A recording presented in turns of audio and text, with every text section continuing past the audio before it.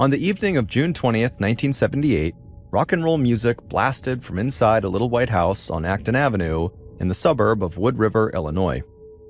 Inside the house, 22-year-old Carla Lou Brown set 4 pizzas down on a pile of milk crates that for that night served as her dining room table. The petite blonde woman was exhausted from hauling boxes and furniture all day, but she wanted to thank the friends who had helped move her and her fiancé into their new home, so she was hosting a house party. Carla's best friend, Debbie, raised her beer into the air and said that hopefully this house would soon be filled with the pitter-patter of little feet running around. Carla, who was looking forward to getting pregnant, beamed and looked over at her fiancé, Mark Hart. Mark was laughing, but he had his hands up in front of his face as if to say, slow down here.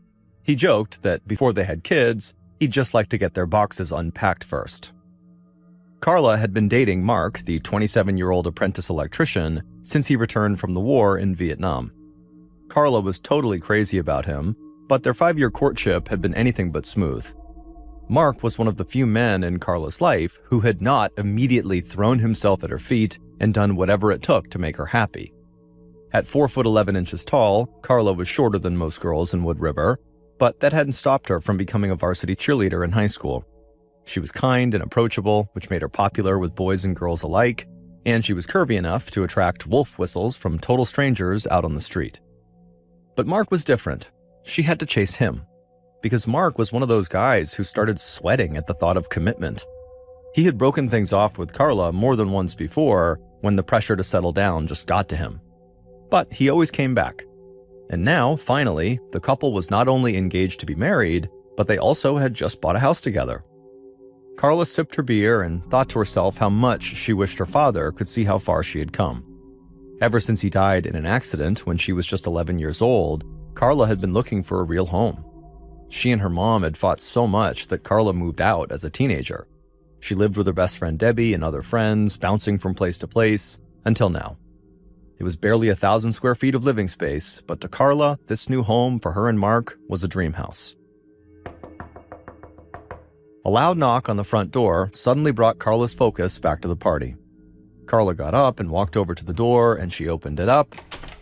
And standing outside was a shaggy-looking guy in his early 20s named Lee Barnes. Carla had seen Lee while she and Mark were moving in earlier that day. Lee had been drinking alcohol and smoking marijuana with 2 other guys at the house next door. One of them had made a lewd remark about Carla's breasts, but then Lee called out to her by name and said they went to high school together, though she only vaguely remembered him. Carla mustered a good-natured hello, but quickly just went back to unpacking. And now that guy, Lee, was standing on her porch, asking to join the party along with his 2 buds, Paul Maines and John Prant. Lee told Carla that they had marijuana they would share if they would share that pizza with him and his friends. He said, "Come on, it'll be fun." But Carla had no desire to invite this trio into her home. This was a special night for Carla, and she only wanted to share it with people closest to her. So she told Lee that she was tired and they were about to wrap things up anyways, and so maybe they could hang out another time. Lee looked mildly annoyed at the rejection, but he took the hint and left, with his pals trailing right behind him. Carla shut the front door and then put another Blondie album on the record player. Soon all the girls were dancing and Carla was swaying right along with the beat, and as she did, she looked over at Mark. And Mark gazed back at her as if she was the only woman in the world. The next day, Carla took the day off from her job in customer service at an airplane parts company. She had way too much to do getting settled into her new home, including cleaning up the trash from the party the night before. But so far, on this kind of unexpected day off, she'd spent most of the morning on the phone. At 9, she called her best friend Debbie, who was home with her baby, and then after she hung up with Debbie, Mark's mother called her, and she really liked to talk. Carla glanced at the clock. It was already 11 a.m., and Mark's mom showed no sign of slowing down. Carla was starting to feel guilty that she was getting so little done with this day off. While Mark was hard at work, Carla was supposed to be organizing their house. So eventually, Carla made up a lie that she had just heard someone knock at her front door and so she needed to go, and so Mark's mother took the hint, and they hung up. And so now that Carla was finally free, she just headed downstairs to the finished basement where the couple had left their unpacked boxes, and Carla got back to work. But minutes later, Carla was unpacking a 10-gallon barrel labeled Mark that contained his clothes when she heard footsteps coming down the stairs to the basement. Figuring that Mark must have forgotten something before he left for work, Carla stopped what she was doing and she turned around with a big smile on her face, ready to greet her husband. A little after 5 o'clock that evening, Carla's husband, Mark, pulled up to the house in a pickup truck driven by his friend Tom. They were hauling a large doghouse behind them. Mark knew how much Carla loved his parents' golden retriever dog, so he planned to get a dog for her as soon as they were settled in. Mark told Tom that he kind of secretly hoped that Carla would love this puppy so much that she might wait on having a kid right away. Once the pickup truck came to a stop, Mark slid out of the passenger seat and walked up the front path to his one-story clapboard house and went in the front door. He expected to find Carla, but didn't see her in the living room. And she didn't answer when he called her name. Mark picked up an empty beer can from the night before and took it into the kitchen. As he threw it into the trash can, he noticed that the back door was ajar. He felt annoyed with Carla for leaving it open because all sorts of insects could get in. He shut the door, then joined his friend Tom outside. They carried the doghouse to the backyard and set it down under the shade of an oak tree. Then Mark invited his friend inside for a tour of their new house. He showed Tom their bedroom and the spare room that Carla was already calling the baby's room, and then Mark asked Tom if he wanted to go downstairs and see his favorite part of the house, the basement. Tom said, yeah, let's do it. So Mark led the way down the steps to the basement, where he had set up the TV and a sofa. No matter what was going on upstairs, he told Tom as they walked down, we can always watch football in peace down here. But when they actually got downstairs, Mark immediately noticed something strange. The sofa appeared to be soaking wet, and the TV tray in front of it was turned upside down. Beside the sofa were several dark red drops on the basement floor, and Mark wondered if maybe it was blood. And so in a second, his mood switched from being annoyed to being very anxious. Mark looked rapidly around the room for some explanation for what was going on, but everything else seemed totally normal. Then Mark turned toward these swinging doors that led to the laundry room, and in the gap between the bottom of the doors and the floor, he could see Carla's bare legs. Suddenly panicking, Mark screamed out Carla's name, but Carla didn't answer, and so Mark ran into the laundry room, and what he saw in there was worse than anything he saw in Vietnam. Carla was kneeling on the ground with her hands tied behind her back, and her head was submerged in a 10-gallon barrel full of water. Carla was also naked from the waist down. Mark ran over to the barrel and saw bubbles in the water around Carla's head, and for just a second he thought maybe he could save her. But when he frantically pulled her head out of the water, he saw her complexion was already gray, and she had 2 long gashes across her forehead, as well as serious bruising under her chin. Also, 2 of Mark's socks were tied tightly around Carla's neck, digging into her skin. Mark checked her wrist for a pulse, but couldn't find one. And so as Mark cradled his fiancée in his lap and began to cry, Tom raced upstairs and called 911.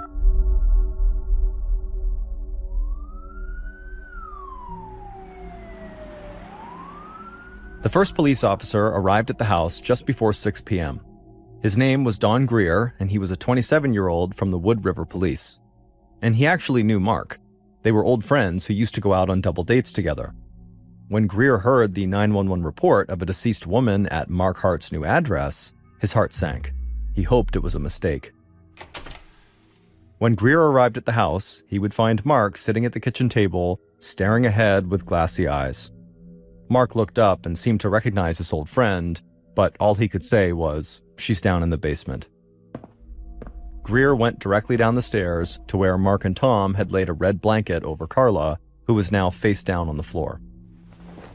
When Greer looked beneath the blanket, he was shocked by the brutality of the murder. It looked like Carla had been beaten as well as strangled and probably raped too. But he had been told that her head was underwater when she was found, so maybe she had drowned. But it certainly wasn't easy to determine just from looking at her what killed Carla. There were just too many possibilities. Wood River was just across the Mississippi River from the city of St. Louis, so big city crime did show up in this town periodically. But murders were rare, and usually they were just the result of a bar fight or some other physical altercation. Greer had never seen a homicide in Wood River that was this violent and perverse. In fact, no one in the Wood River police force had. And for Greer, this was not just any murder victim. It was his friend's fiancée. Greer could scarcely concentrate on sizing up the crime scene. He felt like he should run upstairs to comfort his friend after such a horrible loss. But Greer couldn't think of anything to say that wouldn't come off phony. So Greer settled for going upstairs and laying his hand on Mark's shoulder before asking Mark and Tom to please tell him exactly what happened. Mark began talking about how excited he was to show Carla this new doghouse, but as he spoke, Greer could only think about the nightmare in the basement. The Wood River police were going to need help to solve this murder.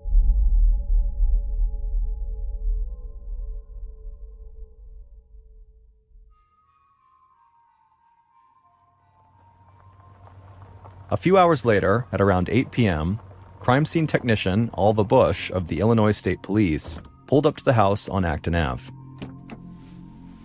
Greer didn't know him personally, but Bush was the first guy the chief had wanted to call when Greer told him they needed a high-level crime scene analyst. Bush, who was a Vietnam veteran and former narcotics officer, was built like a bear and was known to speak bluntly. But at only 30 years old, he was already the most perceptive and intuitive crime scene tech in the state. Bush walked into the kitchen and introduced himself to Mark, who was clutching a framed photograph of Carla. Bush looked closely at her smiling face as Mark tearfully recounted how he had found his fiancée in the basement. Bush then headed to the basement with Greer, glad that he saw Carla in life before he saw her as a murder victim. Bush's first reaction when he reached the crime scene was irritation. Mark and Tom, in their desperation to save Carla, had moved her body to the floor and away from the barrel of water where they found it. It always made Bush's work harder when someone tampered with the crime scene before he arrived. Clues were almost always lost. Nonetheless, he quickly started forming a mental picture of the crime that had unfolded right here. Greer removed the blanket to show Carla's body to Bush, and it didn't take a genius to suspect sexual assault. Carla was nude from the waist down. Bush examined the wounds on Carla's face. The cuts ran parallel across her forehead, bloody but too shallow to be fatal. He wondered what would make a wound like that. The socks tied around Carla's neck made it look like she had been strangled with them, but Bush thought the knots were too neat to have caused her death. A death struggle is messy business, and these socks looked more like a decorative scarf than a murder weapon. Bush told Greer that the killer very likely tied these socks around her neck after she was already dead. Bush also doubted that Carla had drowned. The water inside the 10-gallon barrel where Carla's head was submerged had only the slightest tinge of red, even though Carla had fresh bleeding wounds on her face. That told Bush that she was most likely already dead when the killer dunked her head inside of the water.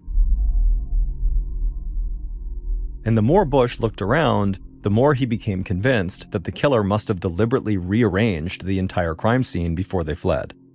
The brightly colored wool sweater Carla was still wearing was just too neat. The single button near the neckline was still fastened, which seemed really unlikely to Bush considering there must have been a life-and-death struggle. Also, it seemed unlikely that Carla would be wearing a sweater at all on a warm June day. And so Bush figured the killer must have dressed Carla in the sweater after they killed her. Likewise, Bush thought the cords wrapped around Carla's wrists were added for show as well. The bonds were so loose that there was just no way that could have kept Carla's hands bound, especially, again, in the middle of a life-and-death struggle. Bush concluded that the killer very likely assaulted Carla while she was on the couch, and then bashed her in the head with something and then strangled her as she bled. Afterwards, the killer very likely tried to wash the blood off the couch, which is why the cushions looked soaked, and then, very likely, the killer dragged Carla's body to the laundry room, where he dressed her in the sweater, tied the socks around her neck, and then stuck her head in the water to make it look like she had drowned. And then, just before the killer left, they very likely took Carla's panties as some kind of sick trophy. But as Bush thought about this, he also thought to himself, why would this killer have gone to all this trouble to stage the crime scene? I mean, that would require the killer to stick around the murder scene for a long period of time, making it more and more likely they would get caught. Bush could see that the killer clearly thought it was important to try to confuse the investigators, But Bush also wondered if maybe the murderer was also just trying to send some kind of chilling message. The murder scene reminded Bush of the work of the notorious serial killer Ted Bundy, who raped and murdered dozens of young women. But Bundy had been arrested a few months earlier, so it couldn't have been him. However, Bush wondered if maybe they had a new serial killer on their hands that might have been inspired by Ted Bundy. Police quickly determined that the last person to speak with Carla had been Mark's mother, and she would say they were on the phone right up until about 11 that morning. So, using that as a frame of reference, police began going door to door asking neighbors about what they might have heard or seen that day between 11 a.m., when we know Carla was still alive, and 5 p.m., when Mark came home and found Carla dead. Greer knocked on the door of the house next to Carla and Mark's, where those three guys had been smoking pot and drinking beer and calling out lewd remarks to Carla before going over to Carla's house and trying to go to her party. And so the door opened, but there was a screen that separated Greer from a skinny 22-year-old Paul Main who was standing inside. Greer asked Paul if he could come inside and speak with him, and Paul immediately looked super nervous and taken aback, and Greer had an idea why. He could smell the pot smoke from where he was standing. Greer promised Paul that he was not there to try to bust him for marijuana. It was fine. Paul nodded and opened the screen door. Greer stepped inside the house. The walls were totally bare, other than a few rock posters, and the furniture looked really old and ragged. Greer sat down across from Paul at a card table and then asked him what he'd been up to until 5 p.m. that day. Paul said he was home for most of it. He said he was alone until noon, when his friend John Prant came over to hang out until about 3, when Paul had to go run some errands. But Paul said he didn't see or hear anything out of the ordinary. He said Carla and Mark had only moved in the day before, so he scarcely knew them. Paul said that his friend Lee knew Carla from high school, and they had gone over to greet the newcomers the night before, but Carla and her boyfriend did not seem very interested in socializing with them, so they had left. And so that was the last time Paul said he saw Carla. As for Paul's friends, Lee and John, they were no more help when Greer tracked them down. Lee wasn't even in the neighborhood on the day of the murder, and John told Greer that he was in the neighborhood. He was at Paul's place twice that day, first early in the morning when he was out delivering job applications, and then from noon to about 3, he was back at Paul's place when he was just hanging out. And just like Paul, John said he did not see anything out of the ordinary. And that's how it went with all the potential witnesses. Greer went door after door, but no one had heard or seen anything unusual on Acton Ave that day. Somehow the killer had violently assaulted and killed Carla Brown without anybody noticing. Autopsy results the next day confirmed just how violent Carla's final moments had been. She had a broken jaw and deep bruises all over her neck, in addition to the cuts on her forehead. She also had bits of skin underneath her fingernails, likely from scratching her assailant's face and back. But unfortunately, in the 1970s, DNA analysis was not an option. What the coroner did not find was significant water in Carla's lungs, which he would have expected with a drowning. Bush had been right. She did not drown at all. The coroner ruled that she had died from strangulation, likely by a cable or the killer's bare hands, before she was placed in that barrel of water. Now, the investigators were sure the killer had staged the crime scene.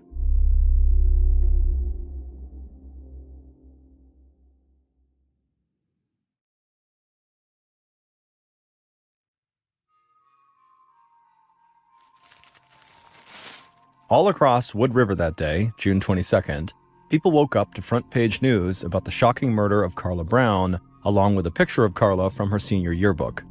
The article described the crime as being potentially a sexual murder, possibly tied to a recent string of incidents in the community.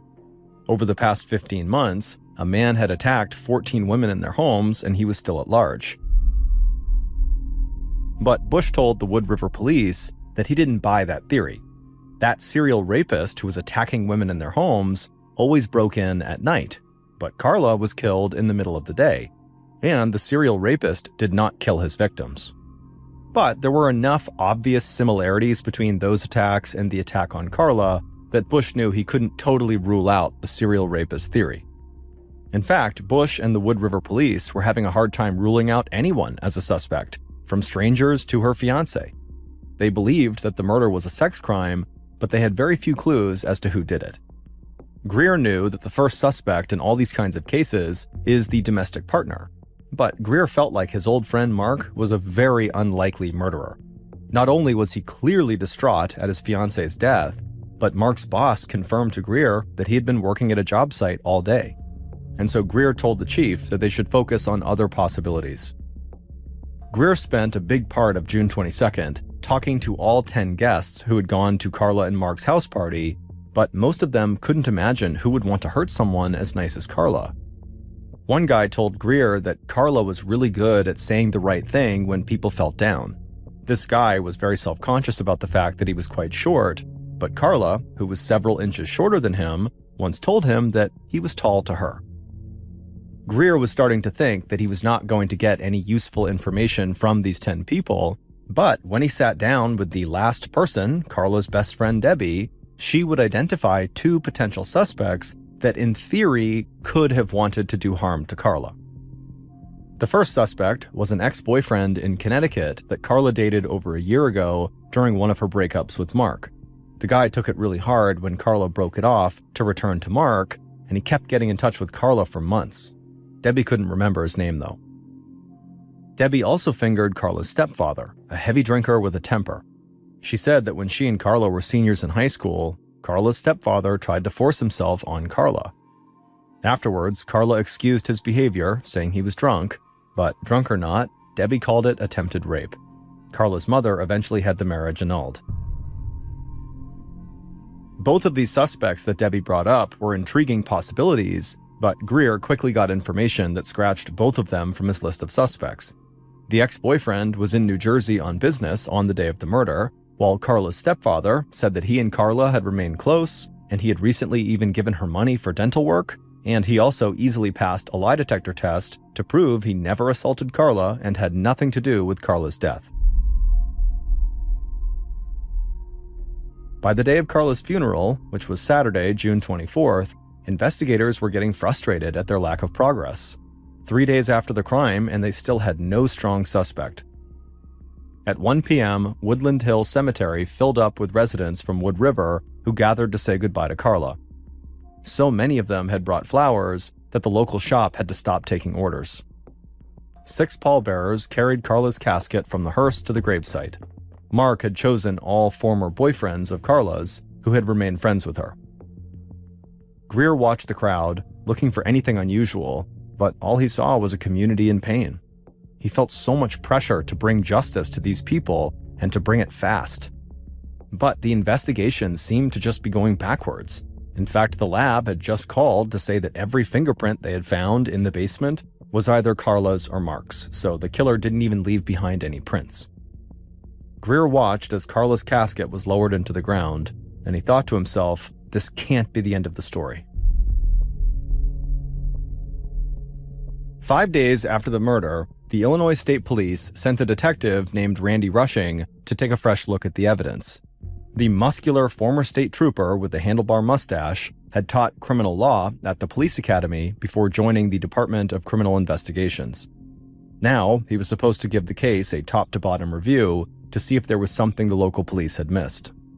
And Rushing was interested in the potheads next door to Carla and Mark, noting that Paul and John had given slightly different accounts of where they'd been the day of the murder. John had said he had visited Paul around 8:30 a.m., while Paul didn't remember seeing John until noon. Detective Rushing wondered if they were hiding something.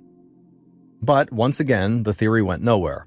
John passed a polygraph test easily, and Paul, he did fail part of the test, but the test administrator thought that it might have to do with him being nervous, or maybe he was high, or both. In fact, Paul was slurring his words during the test. And so Rushing and the test administrator both agreed that the polygraph tests gave them very little to work with. But they planned to keep their eye on Paul Maines because technically he did fail the polygraph.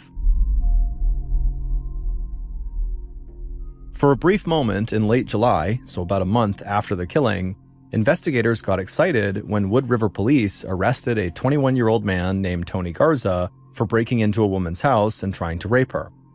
Garza actually confessed to the 14 break-ins and sexual assaults that had occurred in town over the previous 15 months. But Garza was adamant that he had nothing to do with Carla Brown's death, and he too passed a polygraph test. Detective Rushing still had his suspicions about Garza. A violent assault could easily turn into a murder after all, but he had no evidence connecting the alleged rapist to Carla Brown. No fingerprints, no witnesses. So investigators kept Garza on their list of suspects, even though they knew it didn't mean much. They had no more evidence against Garza than they did for several other potential suspects, including that next-door neighbor, Paul Maines, who failed a portion of his polygraph.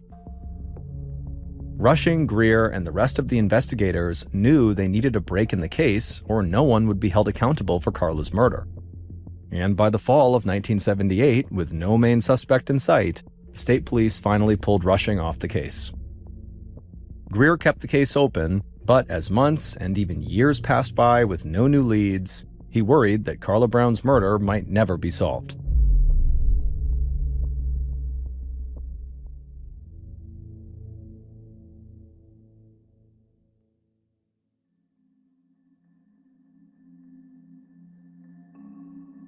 By June of 1980, so 2 years after the murder, the investigation was in the deep freeze, and Carla's fiancé, Mark, had given up hope that her killer would ever be brought to justice. Bush, the crime scene analyst, had worked on literally hundreds of other criminal cases since the murder of Carla Brown, but he never forgot Carla's smiling face in the photo that Mark was holding that day, or the terrible injuries she had suffered at the hands of her killer. And the idea that her killer was getting away with murder really gnawed at Bush. At the time, Bush was in New Mexico to testify at another trial when he attended a police seminar on a new investigative technique called computer image enhancement. He sat on the edge of his seat in a university lecture hall as a forensic dentist, Dr. Homer Campbell, explained how the computer could transform a two-dimensional photograph into a three-dimensional image, giving police new insights into crime scenes. Dr. Campbell demonstrated how this technique enabled investigators to scour a picture in a much deeper way, picking up details that were previously invisible. After the lecture ended, Bush walked right up to Campbell and said, "Hey, I have a case for you." He explained that Carla Brown's murder had baffled investigators, in part because the killer had completely rearranged the crime scene, making it hard for them to find real clues. He said investigators were particularly puzzled by two parallel cuts on Carla's forehead. Campbell was intrigued. So the next day, Bush sent over the crime scene photos from Carla's murder, and Dr. Campbell ran them through his computer enhancement process, and then afterwards he asked Bush if he could take a look at the TV tray that was found next to Carla's sofa that was visible in the pictures. When Campbell had zoomed in really tightly on the tray, he discovered a strand of Carla's blonde hair and some of her blood. Instantly, Campbell realized that whoever Carla's killer was had struck her with the TV tray. That's where those cuts had come from on Carla's head. Then Dr. Campbell asked Bush about the bite mark. Bush froze. He was not aware of any bite mark on Carla. He had focused on the heavy bruising around Carla's neck from the strangulation and ignored what looked like a relatively minor bruising around her collarbone. But studying the enhanced photograph, Dr. Campbell found the telltale marks left by a set of teeth. Bush initially blamed himself. How could he have missed a bite mark on the body? But Dr. Campbell assured him that without the enhancement, no one would have caught it. Now the question was, could this be used to identify the killer? Dr. Campbell believed that a bite mark was almost as good as a fingerprint.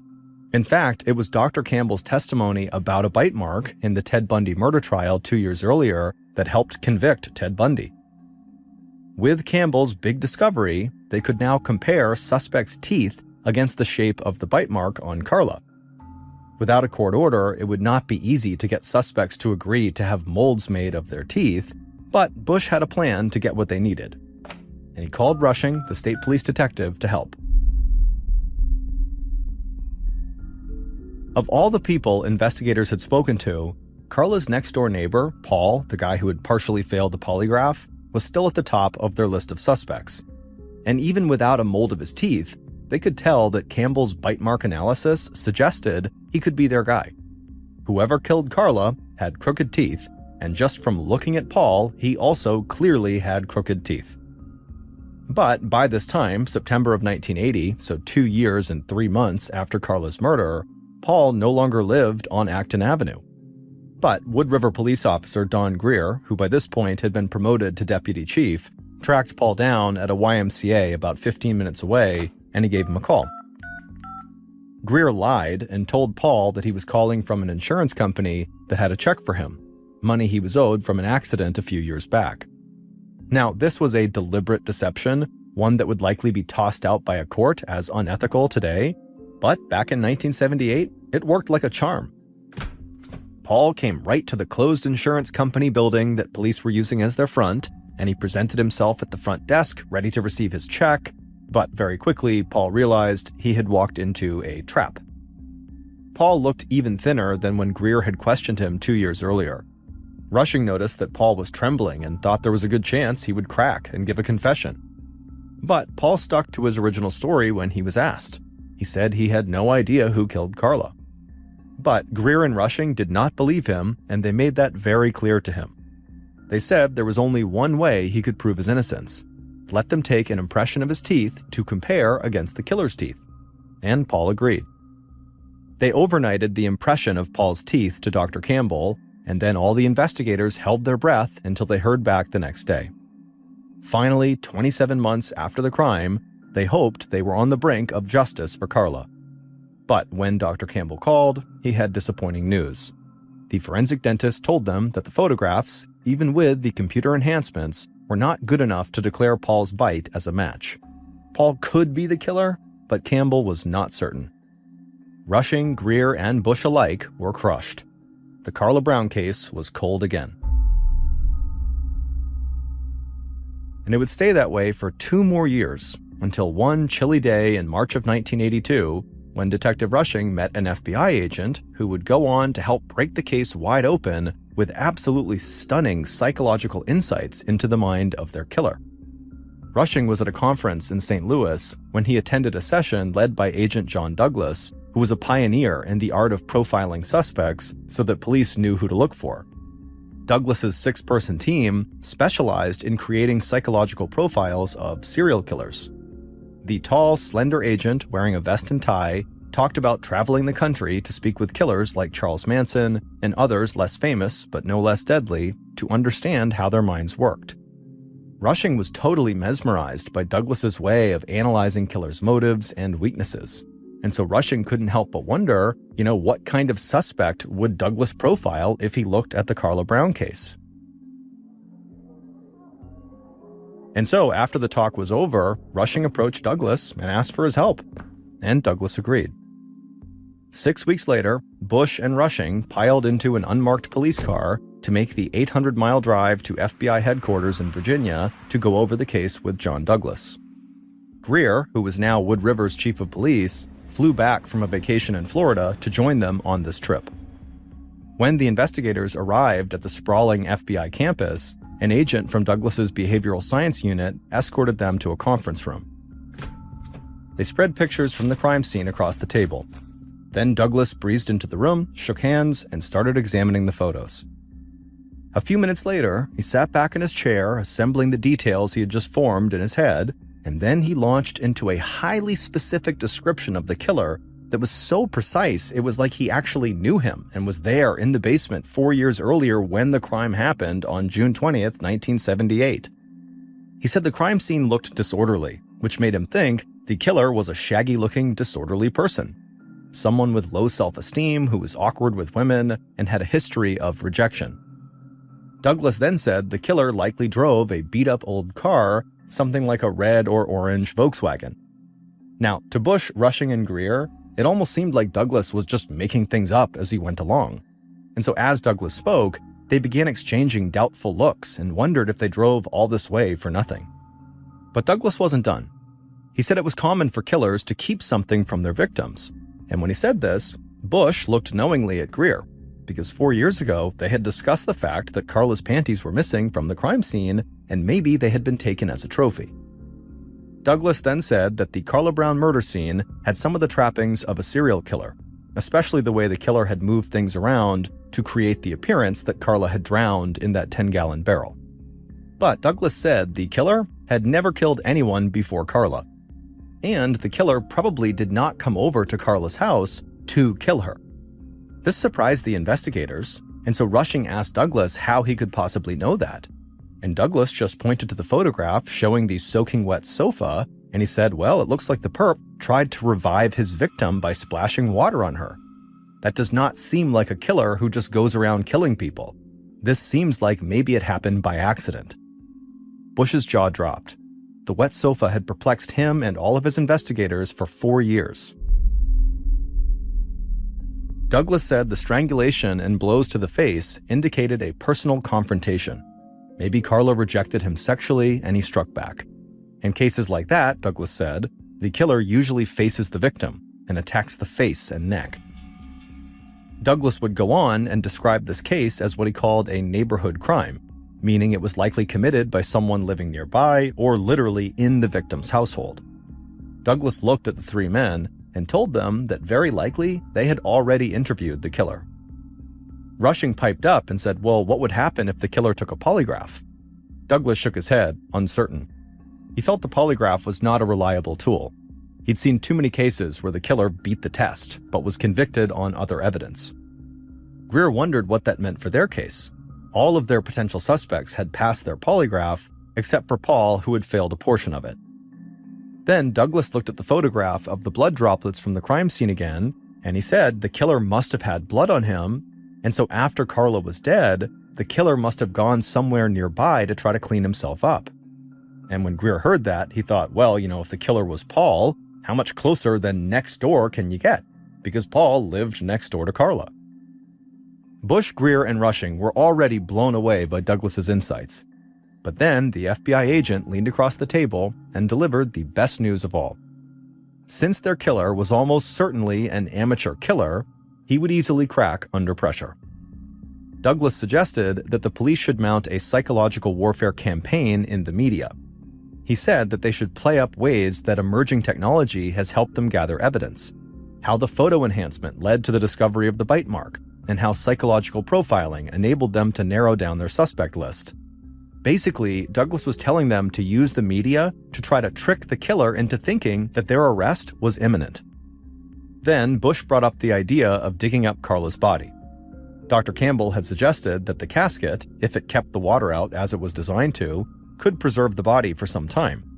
Whatever bruising occurred would still be present in the skin. They could get a better look at the bite mark on her neck and match it to suspect's teeth, Bush noted. Douglas said spreading the news that police were about to exhume Carla's body would be the perfect way to destabilize their target. The killer, Douglas believed, had visited Carla's grave many times to talk to her. She was likely the only person who knew his terrible secret. After 4 years, Douglas thought their killer must have gotten comfortable, believing that he'd gotten away with his crime. Digging up Carla's body would resurrect his fear of getting caught, and that could lead to a major mistake, if not a confession. Bush, Rushing, and Greer left the meeting feeling totally floored. John Douglas looked at the case that had stumped them for years and in a matter of minutes created a psychological profile for the man who had killed Carla and a roadmap that could lead police to him.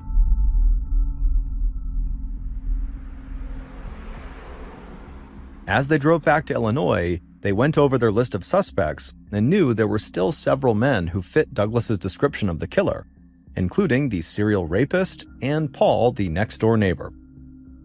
The 3 investigators met with the district attorney as soon as they got back to Madison County, Illinois, and the DA immediately agreed to the FBI profiler's media strategy. Over the next 2 weeks, the district attorney held a series of press conferences doling out information about the re-energized Carla Brown investigation. He played up the fact that the guy who had helped nab serial killer Ted Bundy was advising investigators. And soon, stories about the Carla Brown investigation became a regular feature in the regional newspaper for days and days. Amid the media frenzy, police received a call from a friend of Carla's next-door neighbor. 2 days after the murder, this friend hosted a party that Paul attended. He said that Paul mentioned that police had been around his place asking questions and that he might have to leave town if the heat turned up on him. The friend explained that he had kept his mouth shut about what he overheard Paul saying for almost 4 years, but he was now finally moved to call the police after he had heard the district attorney talk about the bite mark on Carla's collarbone. The friend said that back when the murder first happened, Paul had actually talked about how the killer had bit Carla. Now, this friend was starting to think that Paul might know more about the crime than he was admitting to. That got Rushing's attention. No one knew about the bite mark until Dr. Campbell discovered it in a computer-enhanced photo 2 years after the murder. Well, no one knew about it prior to that, except for the killer. On June 1st, 1982, almost 4 years after the murder, reporters from all over the St. Louis region gathered around Carla Brown's grave at the Woodlawn Cemetery.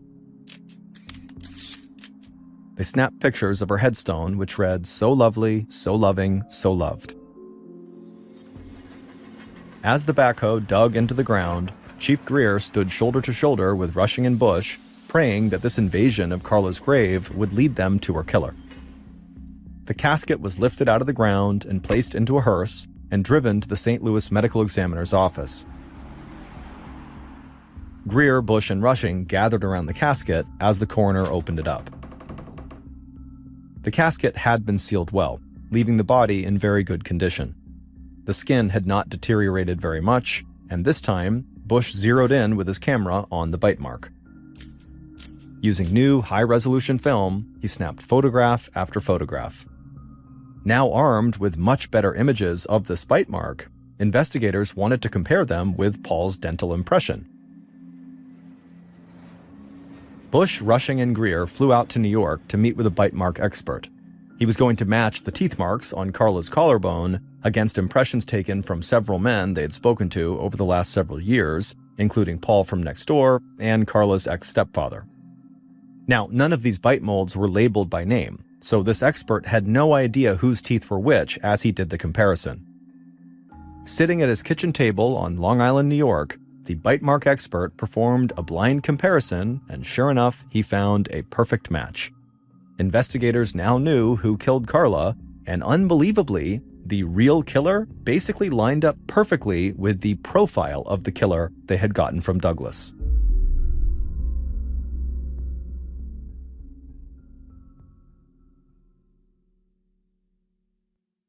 Based on all the forensic evidence and other evidence collected at the crime scene, here is what investigators believe happened to Carla on January 21st, 1978.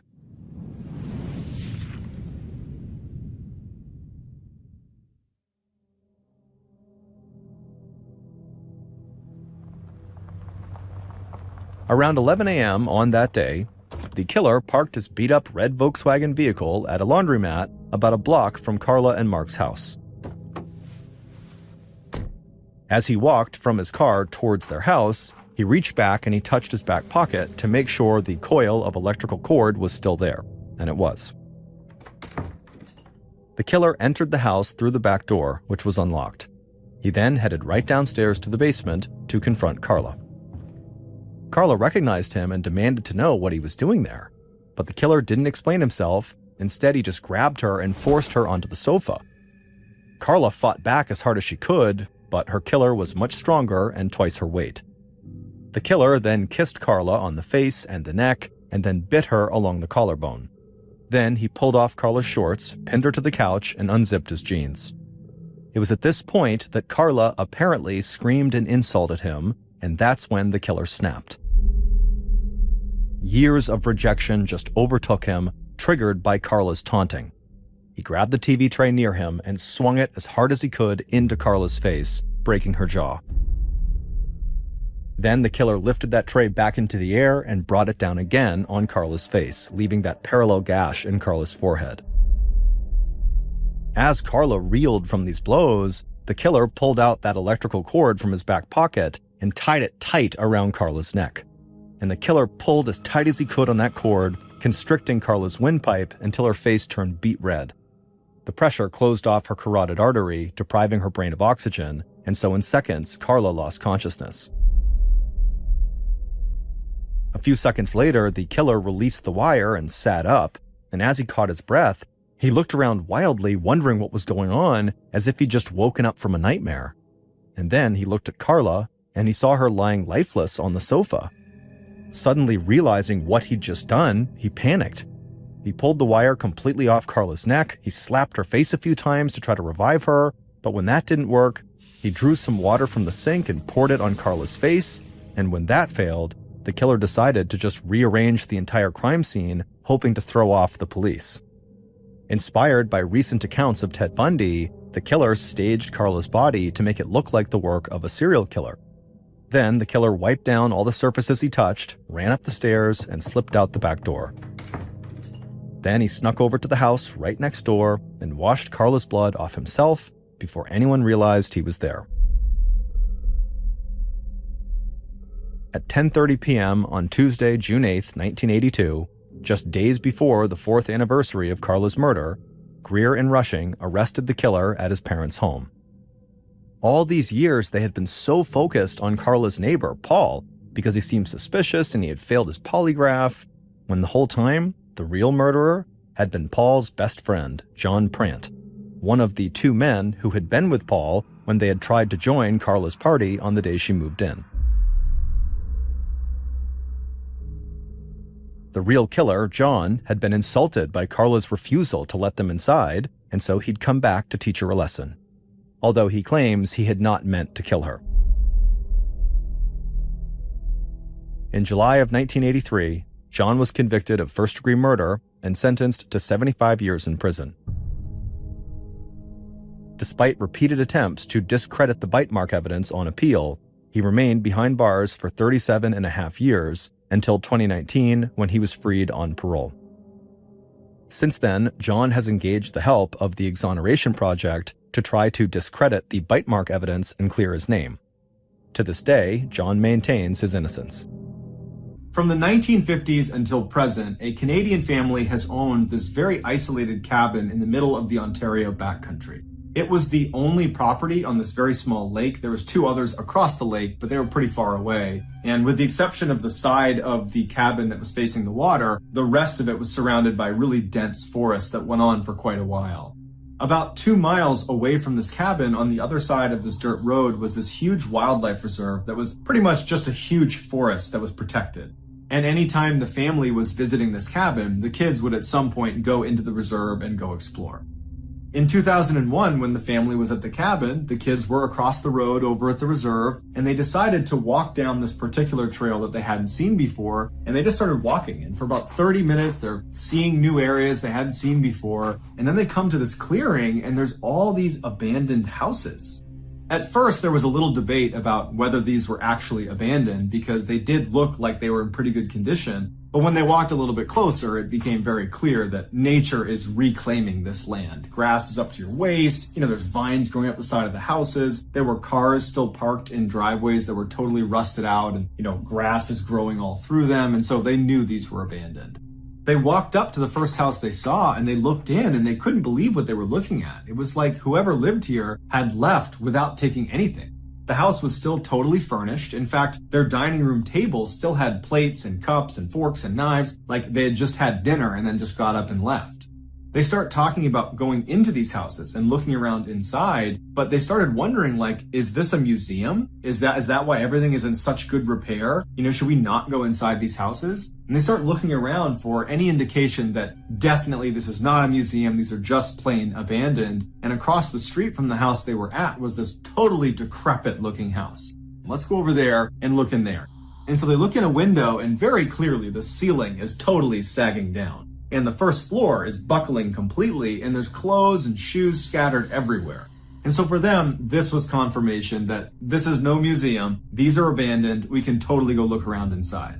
And so for the next couple of hours, the kids explored all the houses that looked structurally sound, that weren't going to collapse on them. And it was just fascinating. There was all this stuff that was left behind that was fairly valuable. And they didn't take anything. They just thought it was very cool. And after a while, they decided they had seen enough, and they turned around and headed back to their cabin. After they got back, they told their parents about what they found, and their father was like, man, that sounds awesome. I want to go check that out. And so that day, they went right back over to the abandoned houses. The first house they showed him was the really decrepit looking one where the ceiling was sagging and there was women's shoes and clothes all over the ground, to show him for sure these are abandoned, because we had some doubts at first too. These are definitely abandoned. So they look at that house, and then they went back to the very first house they saw when they walked into this complex, the one that was in great condition and had the dining table still set. So So they go inside and they go upstairs and they find this bedroom that, like everything else in the house, is totally intact. You got pictures on the wall, it's fully furnished. There's even still sheets made on the bed. In the pillow, it's got a head imprint from whoever was there last. And at the foot of the bed is this beautiful fur coat. And the father walks over to it and he looks at it and he's like, this is real fur. This is a really expensive coat. I want to take this for our family. But before he took it, he had a hesitation. Is this really abandoned? You know, if someone had been here, they would have seen footprints all over the house just because there's grime all over the ground. And they can clearly see their footprints from where they've just come in. And he's like, no, this is just a weird situation. It's definitely abandoned and finders keepers. And so he picks up the jacket and he says, I'm going to give this to mom after I clean it up.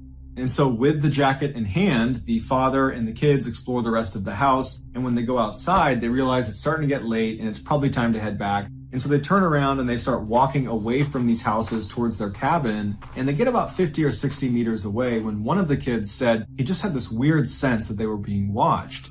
And so he turns around and he's shocked when he sees there is an old woman standing in the bedroom that they had just been in, where the fur coat was. She's got a loose bun on the top of her head. She's got this blue shawl on her shoulders over a cream blouse, and she's glaring at them.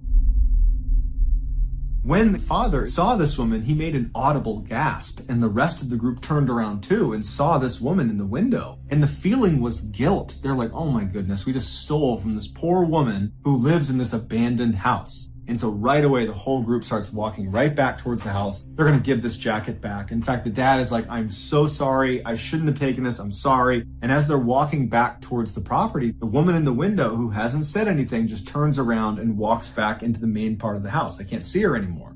And so as they're walking closer to the house, they're assuming she's going to come downstairs to retrieve this jacket that they've taken from her. And so they get right up to the front door and the father is yelling to her, I'm sorry, where do you want me to leave this jacket? I can bring it in to you. And they're kind of just waiting for her to come downstairs. And she doesn't. She's nowhere to be found. She's not making any sound. She's not indicating what to do. And so after waiting for a couple of minutes, the kids don't really know what to do and they're kind of getting uneasy about the situation. And the father is still very confident that he just wants to give this back and make amends, make peace with her, say he's sorry. And so he walks inside. He tells his kids, stay here. I'm going to go give it to her. And he goes inside and he disappears upstairs.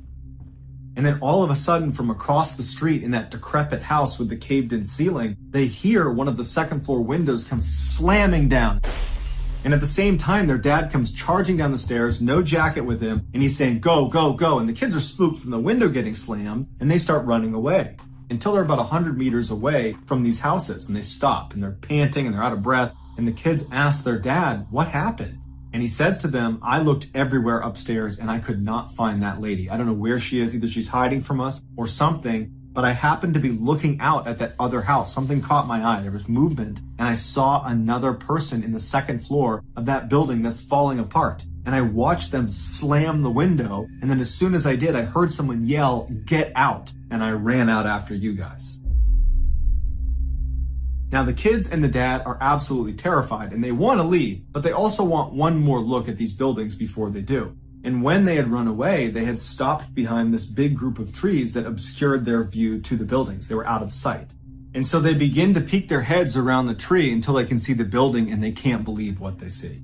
Standing in the window of the fur coat room is not only the old woman, but also a very tall man who's holding her shoulders and is bending down because his head is too high to look standing. He's crouched down and he's looking out the window next to her, and they're both glaring towards them. The father and his kids are practically falling over themselves to sprint away and back to their cabin. To this day, that family has no idea who those people were, what they were doing there, how they were able to move around without making any noise and consistently hide from them and not leave any footprints. It was all very strange and terrifying stuff. And then the government ended up demolishing those houses almost immediately after they were there. And so they'll never get any answers because everything's gone.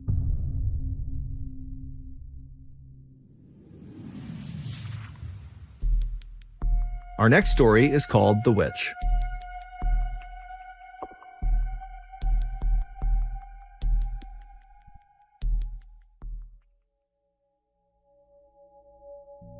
In 2004, wildland firefighters were called into a forest in central Idaho to combat an emerging fire.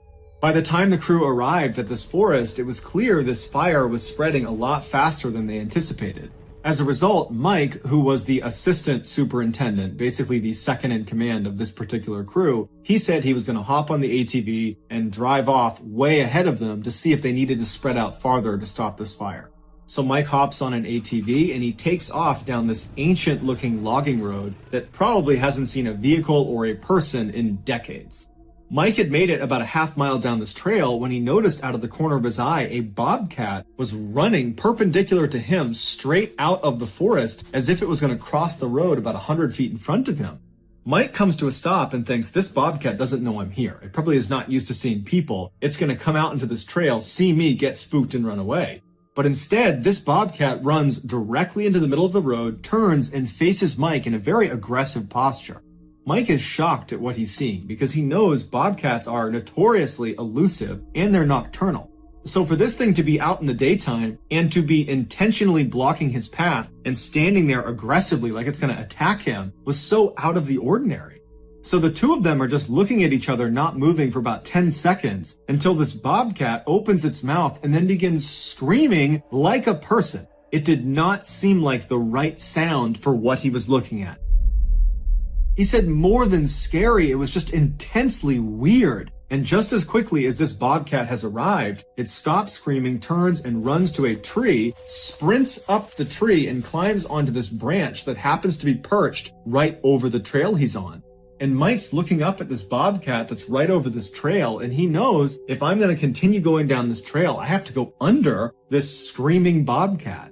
Although totally freaked out, he knew he needed to keep going down this trail, and he's thinking to himself, you know what, this bobcat is probably just scared of me, and that was its reaction, as bizarre as it was. And so he throws his ATV in gear and he starts slowly moving down the trail, the whole time keeping his eye on the bobcat, making sure it doesn't show any sign like it's going to leap off onto him. And as he got closer and closer, he just gunned it and sped underneath the branch, and luckily it didn't jump down on him. And as he got a little bit farther away, he turned up to look, and the bobcat had turned around and was still watching him very intently sitting on this branch.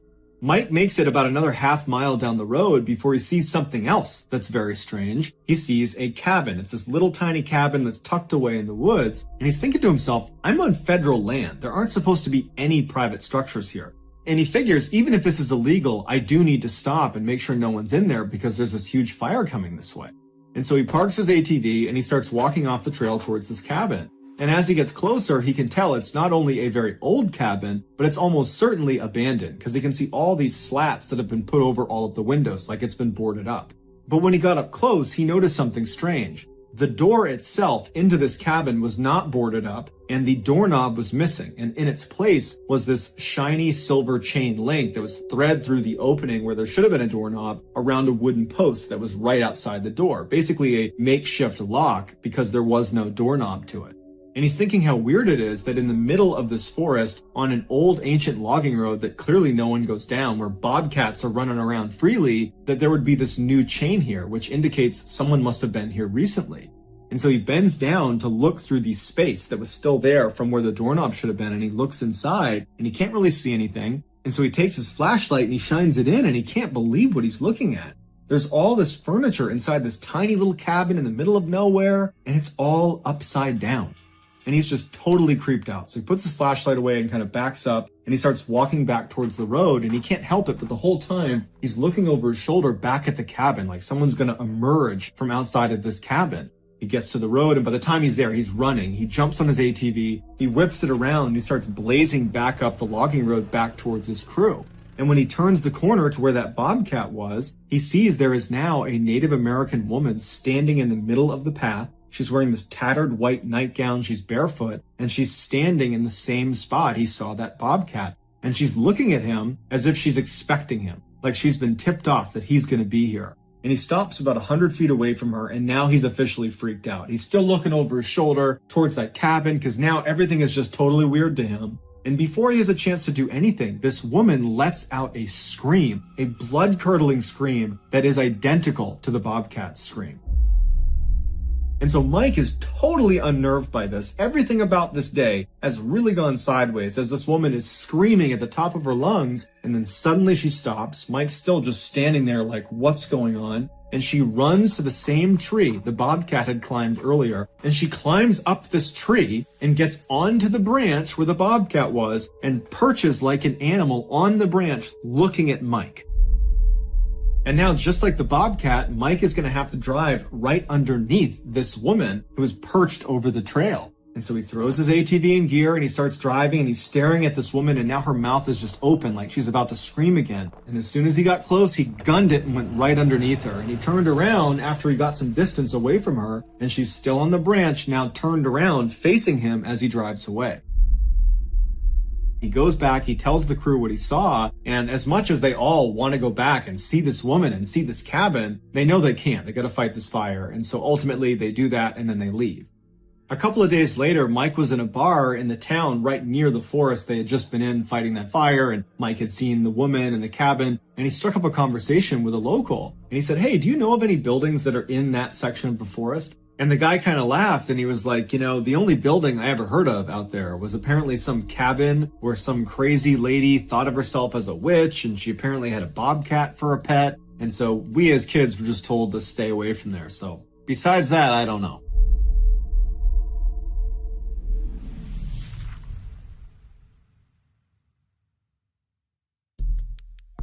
The next and final story of today's episode is called The Woman in Black.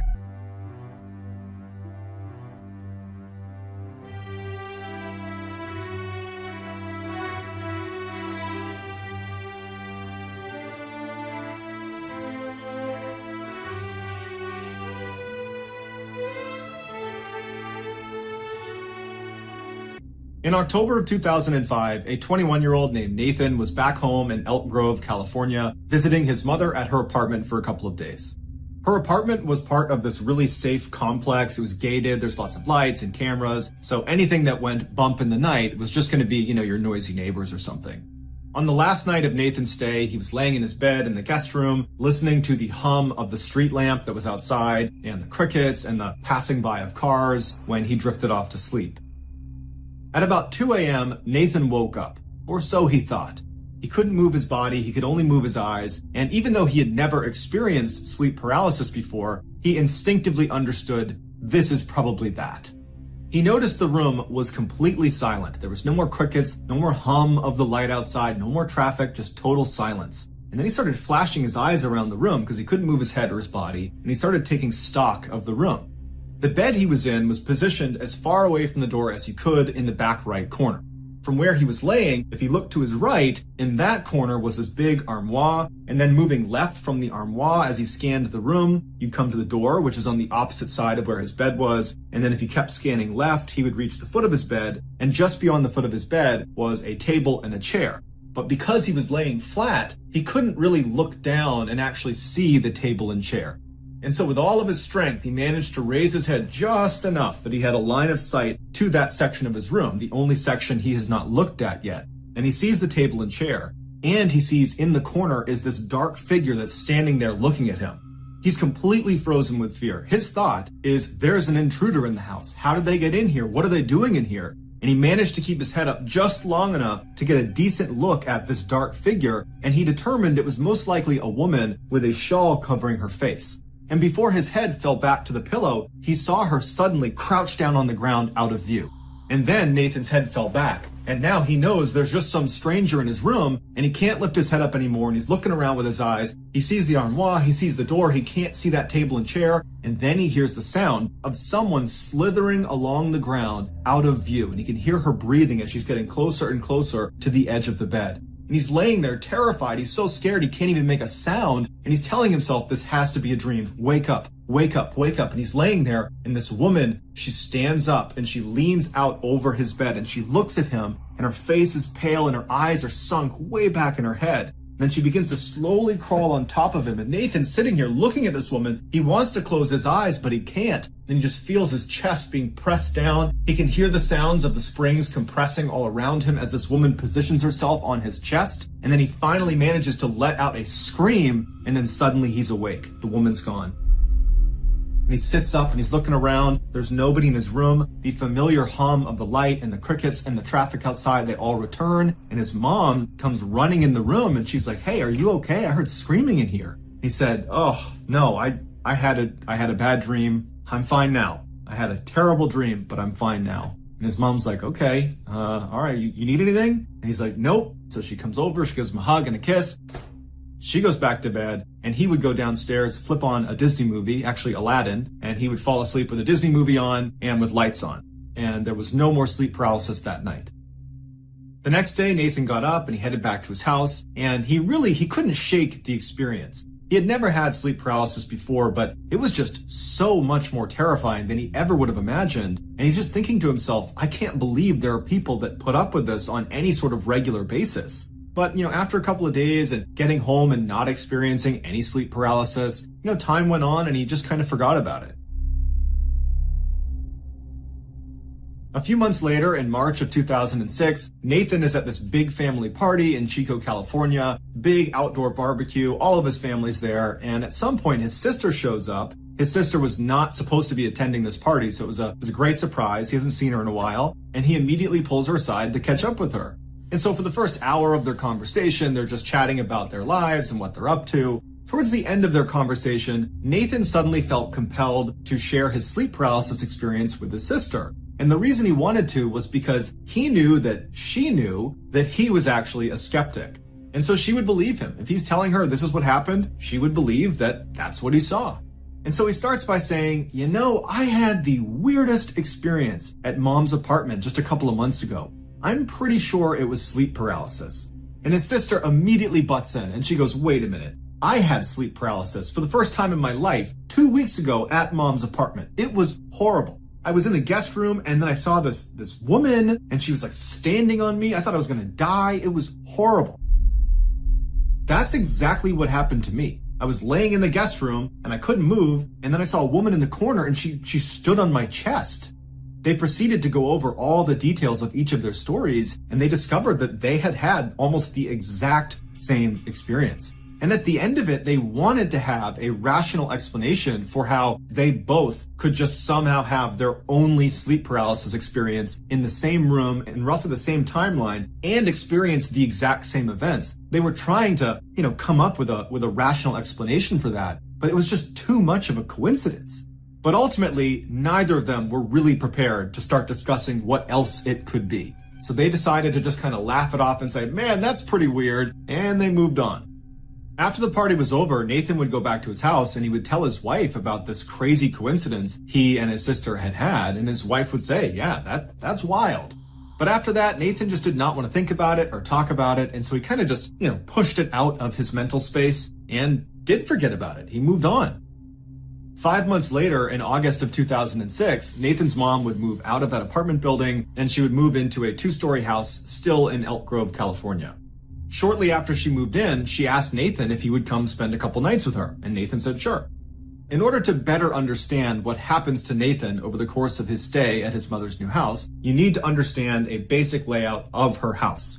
So when you walk through her double doors, to your left is going to be a formal living room. In the center of the house is a hallway that shoots straight back to the kitchen. And then to your right when you walk in, there's a wall. And on that wall is the stairs leading up to the second floor.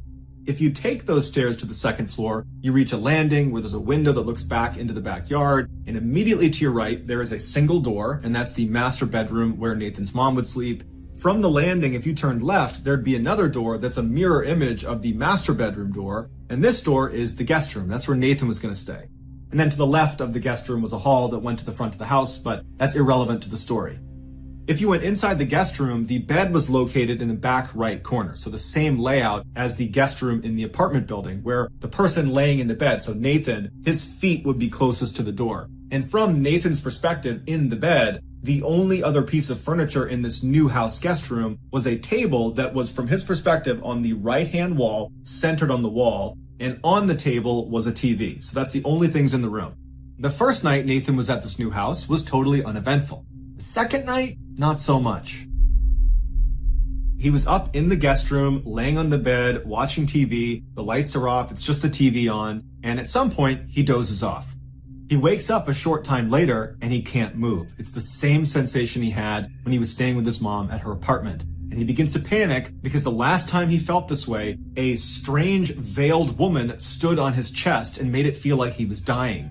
And so immediately he's trying to move his body. He can't. And so using his eyes, he starts looking around the room, praying this woman is not in the room with him. And so he looks to the right, to that corner, which he can see. There's no one there. From this corner, he starts scanning across the room. He sees the TV, it's still on. He keeps scanning and he sees the door and it's open. And then he scans and he's able to just barely make out the space at the foot of the bed. He can actually see to the corner, and this woman, she's not in here. And so initially he feels incredibly relieved that she's not in the room with him. But then he finds himself focusing on the open door into the dark hallway. And he's thinking to himself, please do not come walking through that door.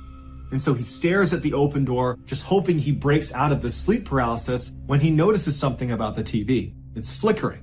And so he averts his gaze to the TV and he realizes what he's looking at on TV does not look familiar. It does not look like a TV show. It looks like CCTV camera footage, like it looks like a security camera footage. And he realizes the footage he's looking at is the inside of his mother's kitchen downstairs. He recognized the way it was laid out. That's his mother's house. That's downstairs. And he's staring at the footage thinking, why is this footage playing on the TV? And I don't think there's a camera down there. When he notices on the camera, the woman with the veil walks into the middle of the frame. And she looks up at the camera right as the camera turns off. And then the room is completely dark. There's no more ambient light in the room. The hallway is dark. And he's left paralyzed knowing this woman is downstairs in the kitchen. And as he's laying there, he hears her start running through the house. And it sounds like an animal is barreling into things as she's running through the bottom floor, and she stops at the foot of the stairs. And he's thinking to himself, I know where she's going. She's coming up to my room. And so as he's laying there, he feels his heart racing and he's staring at the open door. He knows she's going to come flying up those stairs and she's going to come through that door. And instead of running up the stairs, he hears her take 1 step, 2 steps. And as she's making her way up the stairs, he's just thinking, please break out of this trance. Stop this paralysis. Wake up, wake up. And then he sees her head emerge and she turns to look at him from the stairs into the room. And once she sees it's him, she bolts around and starts charging into the room on all fours like an animal. At this point, Nathan lets out a primal scream. He is scared for his life as this woman is charging towards him and she stops dead in her tracks right in the middle of the room. She looks at him, turns around, and crashes out of the room, charges downstairs, and then it's silent. As soon as she was downstairs, Nathan could sit up, except it did not feel like the first time he had sleep paralysis at his mom's apartment when he sat up and he had the sensation of relief. You've woken up. You were asleep before. Now you're awake. This time, it was like he was always awake, but now he can sit up. He did not have a sense of relief. In fact, he was worried she was still in the house. And as he's sitting up in bed, his mother comes running into the room. She looks disheveled. She's half asleep. And she's like, was that you? Were you running around the house? I could have sworn I heard someone running around the house. Was that you?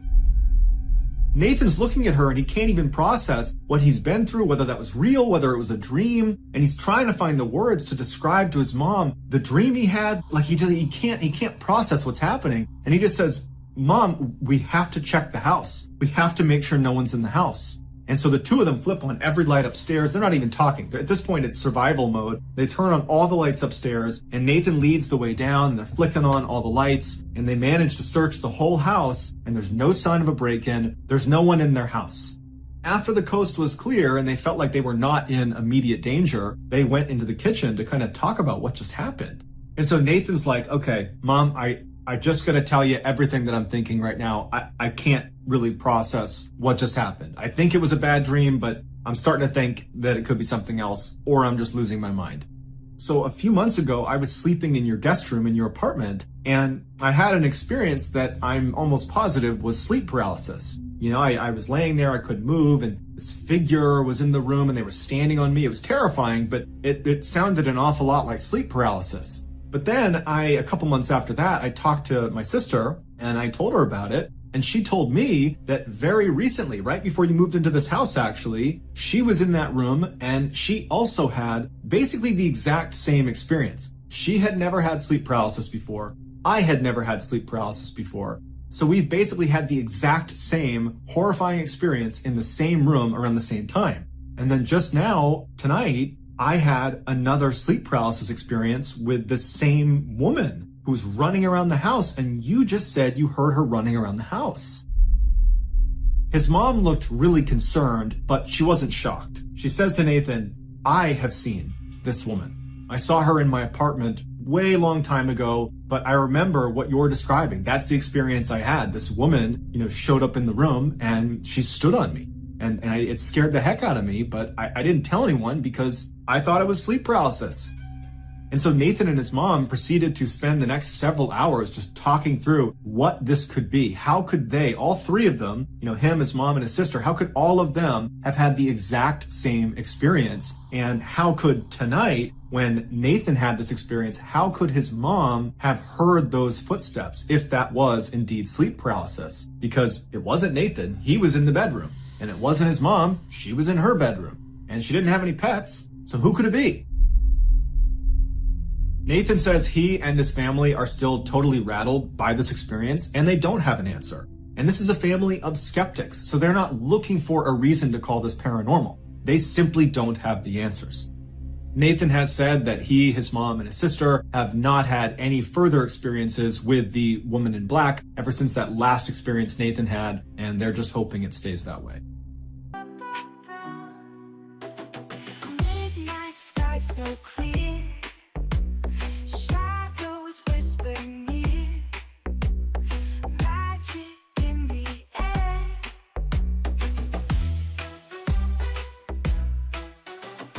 Dancing lights so bright, chills in the moonlight.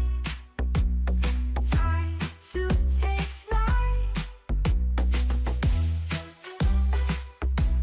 Mystic nights, hold tight, feel the magic ignite. Under stars so bright, mystic nights delight. Whispers in the night, wings that catch the light. Spirits.